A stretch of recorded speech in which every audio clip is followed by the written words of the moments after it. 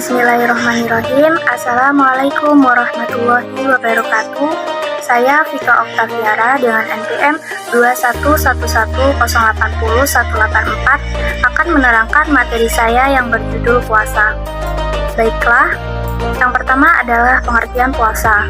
Kata puasa berasal dari bahasa Arab yaitu shaum atau saum yang berarti menahan diri dari sesuatu. Adapun kata puasa yang kedua adalah menurut istilah. Menurut istilah, puasa adalah menahan diri untuk tidak makan dan minum dan menjauhi segala hal yang membatalkannya. Adapun menahan diri tersebut dimulai ketika terbitnya fajar sampai tenggelamnya matahari. Baik, poin yang selanjutnya adalah dasar hukum puasa. Dasar hukum puasa sebagaimana firman Allah dalam Quran Surat Al-Baqarah ayat 183 yang berbunyi, A'udzubillahi minasyaitonirrajim. Bismillahirrahmanirrahim. Ya ayyuhalladzina amanu kutiba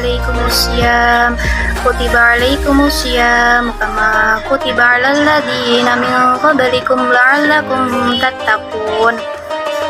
Yang artinya, hai orang-orang yang beriman, diwajibkan atas kamu berpuasa sebagaimana diwajibkan atas orang-orang sebelum kamu agar kamu bertakwa. Quran Surat Al-Baqarah ayat 183. Sebagaimana dalam ayat tersebut telah dijelaskan, menjalankan ibadah puasa wajib dan sudah ditetapkan sejak dahulu agar tujuannya untuk beribadah kepada Allah, mendekatkan diri kepada Allah dan menambah keimanan kepada Allah Subhanahu wa taala.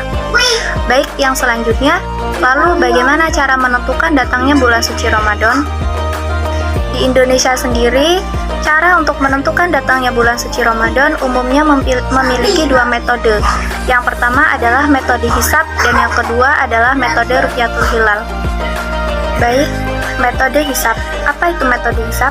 Metode hisab adalah metode di mana memperhatikan pergerakan bulan terhadap bumi dengan menggunakan ilmu falak atau astronomi.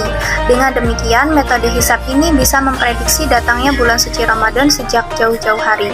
Dengan kata lain, metode hisab adalah metode yang tidak melihat secara langsung posisi bulan terhadap bumi di langit. Lalu yang kedua, apa saja sebab-sebab yang boleh meninggalkan puasa? Yang pertama adalah seorang musafir atau seorang yang dalam keadaan jauh. Yang kedua adalah seorang ibu yang hamil atau menyusui. Yang ketiga adalah seorang yang sakit. Yang keempat adalah seorang yang sudah lanjut usia. Yang kelima, sebuah dahaga atau lapar yang sudah tidak tertahankan lagi. Dan yang keenam adalah puasa dalam keadaan dipaksa. Baik, selanjutnya hal-hal apa saja yang dapat membatalkan puasa? Yang pertama adalah makan dan minum. Kedua, berhubungan badan di siang hari. Ketiga, berubahnya niat. Keempat, muntah yang disengaja. Kelima, keluarnya darah haid atau nifas. Dan yang keenam adalah mengeluarkan sperma secara disengaja. Baik, jenis puasa masyru' yang kedua adalah puasa sunnah. Puasa ini dihukumi sunnah karena apabila jika melakukan mendapat pahala dan apabila jika ditinggalkan tidak mendapat apa-apa. Dalam artian lain, puasa sunnah adalah suatu ibadah nafilah, yaitu suatu ibadah tambahan. Jenis-jenis puasa sunnah yang pertama adalah puasa hari Senin dan Kamis. Sebagaimana dalam sebuah hadis dari Aisyah radhiyallahu anhu, beliau mengatakan, Inna Rasulullah sallallahu alaihi wasallam kana yatakharru siyamal isnaini wal khamis. Nabi sallallahu alaihi wasallam menaruh pilihan puasa pada hari Senin dan Kamis. Hadis riwayat An-Nasa'i dan Ibnu Majah. Yang kedua, ada puasa Asyura, ada juga puasa Arafah dan puasa-puasa sunnah lainnya. Baiklah, itulah tadi materi dari saya tentang puasa. Terima kasih atas perhatiannya. Saya Vika Oktaviara, mohon maaf apabila ada kesalahan dan mohon ampun kepada Allah Subhanahu wa taala. Saya akhiri, wallahul muwaffiq ila aqwamit thoriq. Wassalamualaikum warahmatullahi wabarakatuh. Baik, yang terakhir adalah hikmah dan tujuan menjalankan puasa. Yang pertama, melatih diri untuk menahan hawa nafsu. Yang kedua, mengajarkan diri untuk hidup sederhana. Yang ketiga, menjaga kesehatan. Yang keempat, melatih diri membiasakan beristiqomah beribadah. Dan yang kelima adalah memperoleh kenikmatan sebagai umat Nabi Muhammad SAW. Baik, yang pertama adalah puasa Ramadan. Puasa Ramadan adalah puasa yang wajib dikerjakan setiap muslim atau umat Islam. Dikerjakan 29 hari atau 30 hari secara berturut-turut. Pelaksanaannya pada bulan ke-9 yaitu menurut penanggalan Hijriyah. Baik, yang kedua adalah puasa qada Ramadan. Meskipun namanya disandarkan pada bulan Ramadan, namun pelaksanaan puasa qada Ramadan ini terjadi di luar bulan Ramadan. Mengapa diwajibkan seorang untuk melaksanakan puasa qada Ramadan? Mungkin orang tersebut telah meninggalkan kewajiban ia berpuasa di bulan Ramadan, maka wajib bagi ia untuk membayarnya di lain waktu bulan Ramadan.